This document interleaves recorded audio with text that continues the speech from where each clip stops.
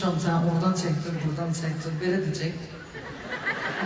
Ya doğrudan kime atırsan, yalan dersin. Sənə yüreği görün. Özün de geçirdin, dişlerin de güzeldi. Ben 50 bin dedim şəməyə. Şükür elə günə. Burcu sənə görə görün.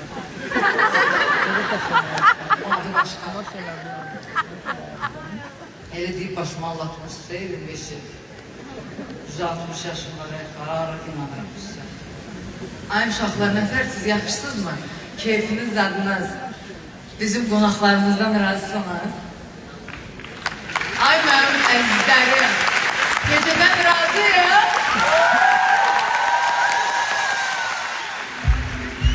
Mən əminəm ki, mahnılar olmasa əzbər bilirdi. Mahnıdan çox hamı zarafatları qoyacaq, danışıb güləcək. Bu arada səhnədən gedəndə İsmail'in mahnısını yenidən istəyirəm səslənsin.